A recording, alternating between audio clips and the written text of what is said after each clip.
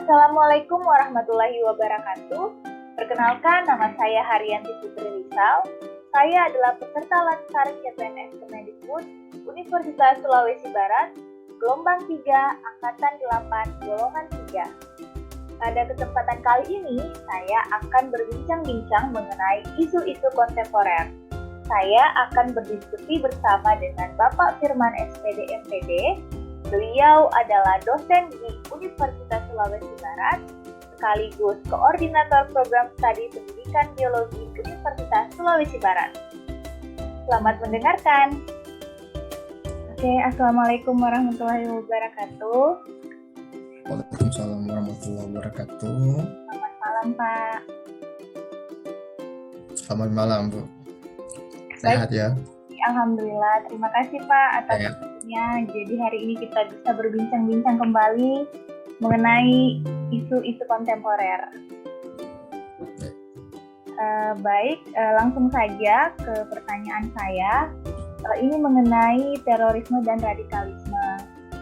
Sebagaimana kita ketahui, saat ini radikalisme itu menjadi salah satu isu yang ada di dalam masyarakat kita. Nah, kalau ditarik kembali ke Universitas Sulawesi Barat, mahasiswa merupakan salah satu yang lebih mudah untuk ditanamkan kaitan-kaitan yang berkaitan dengan radikalisme.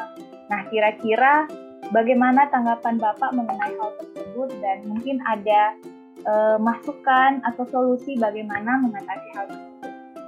Silakan, Pak. Baik, terima kasih Bu Haryanti ya terkait radikalisme di kalangan mahasiswa ya. Jadi benar, ini adalah isu yang sangat banyak kita hadapi sekarang, bahwa banyak mahasiswa kita yang terpapar dengan ini mungkin berkaitan dengan bincang kita sebelumnya tentang wawasan kebangsaan dan bela negara ya.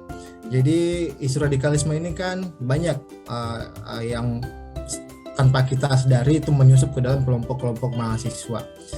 Jadi kadang-kadang ada oknum-oknum tertentu yang menyasar mahasiswa kita, kemudian mereka berikan semacam mungkin ya kita bisikan-bisikan kepada mahasiswa itu tentang ide-ide terutama radikalisme ini ya. Ini banyak terjadi, Bu Haryanti. Jawaban saya mungkin hampir mirip dengan jawaban di sesi sebelumnya ya, bahwa ini mahasiswa itu perlu diberikan penjelasan yang utuh terkait isu ini. Jangan karena kadang-kadang ketika mahasiswa mendapatkan informasi yang tidak utuh, setengah-setengah itu membuat mereka rentan untuk salah langkah dan salah jalan. Jadi itu yang pertama. Jadi pertama tentu saja kita bekali mahasiswa ini dengan wawasan kebangsaan dan bela negara. Karena dengan memahami itu, mereka itu bisa menjadi perisai bagi mereka jika ada ide-ide terkait radikalisme yang kemudian sampai ke mereka. Kemudian itu yang pertama yang kita bekali dengan wawasan kebangsaan dan informasi tentang bela negara. Kemudian ya, kita perlu sebagai dosennya rajin-rajin sebenarnya berkomunikasi dengan mahasiswa. Kadang-kadang sih sebenarnya kita gampang nih mendeteksi mahasiswa yang terpapar dengan isu-isu radikalisme. Itu gampang kelihatan, pertama ketika kita berdiskusi dalam kelas. Biasanya ketika mereka menyampaikan ketika ada mahasiswa yang terpapar isu radikalisme ini, ketika kita berdiskusi dalam kelas, itu argumen-argumennya menjurus ke arah radikalisme tersebut.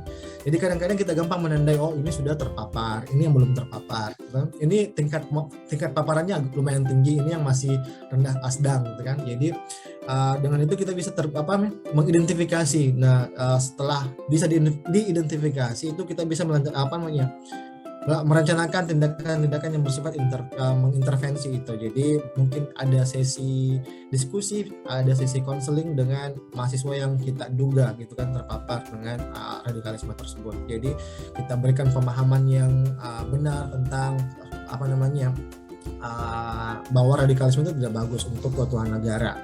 Kita tanamkan cinta tanah air di benak mereka. Dan intinya adalah kita memberikan pendampingan kepada adik-adik mahasiswa yang terkena isu tersebut, terpapar isu radikalisme menurut saya. Itu mungkin Bu Haryanti. Baik, terima kasih jawabannya Pak. Itu menjadi masukan bagi saya. Jadi kalau bisa saya simpulkan, menurut Bapak radikalisme di kalangan mahasiswa itu sebenarnya berkaitan dengan materi kita sebelumnya mengenai wawasan kebangsaan. Jadi kita perlu menanamkan nilai-nilai wawasan kebangsaan kepada mahasiswa baik di dalam kelas ataupun di lingkungan kampus. Kemudian yang kedua, kita perlu melakukan sesi bimbingan atau konseling kepada mahasiswa sehingga nantinya kita bisa mendeteksi atau mengidentifikasi mahasiswa yang sudah terpapar radikalisme. Ya, mohon maaf tadi saya lost koneksi. Iya. Ya. Ya, tidak masalah Pak. Jadi tadi dari jawaban Bapak bisa saya simpulkan sebenarnya kita perlu terus menanamkan nilai-nilai wawasan kebangsaan kepada mahasiswa di dalam kelas ataupun di lingkungan kampus. Dan juga kita perlu terus melakukan bimbingan dan konseling kepada mahasiswa ketika kita sudah mengidentifikasi atau mendeteksi mahasiswa yang sudah terpapar radikalisme. Seperti itu. Baik, terima kasih Pak atas masukannya, kemudian tanggapannya mengenai pertanyaan saya. Jawabannya sangat menginspirasi saya. Semoga kita selanjutnya ada kesempatan lagi untuk berdiskusi mungkin mengenai materi yang lain. Terima kasih. Terima kasih Bu Haryanti, sukses latsarnya. Terima kasih. Assalamualaikum warahmatullahi wabarakatuh. Waalaikumsalam warahmatullahi wabarakatuh. Demikianlah tadi diskusi saya bersama Bapak Firman SPD mengenai isu-isu kontemporer. Tentunya banyak hal yang dapat diperoleh dari jawaban-jawaban beliau dan sangat menginspirasi bagi saya. Maka tidak salah apabila Bapak Firman SPD menjadi role model bagi saya dalam hal isu-isu kontemporer, di mana dari jawaban beliau dijelaskan bahwa sebagai seorang dosen, kita tidak boleh lupa untuk menanamkan nilai-nilai wawasan kebangsaan sebagai langkah awal untuk menghindari mahasiswa kita terpapar radikalisme. Selain itu, perlu dibangun komunikasi yang kuat antara dosen dan juga mahasiswa. Sehingga nanti ketika seorang dosen sudah melihat atau mengidentifikasi adanya radikalisme di kalangan mahasiswa kita bisa langsung mengadakan bimbingan dan juga konseling terhadap mahasiswa tersebut. Terima kasih kepada teman-teman semua yang sudah menonton. Semoga mendapatkan manfaat dari apa yang hari ini saya diskusikan bersama Bapak Firman SPD. Sampai bertemu di podcast selanjutnya. Assalamualaikum warahmatullahi wabarakatuh.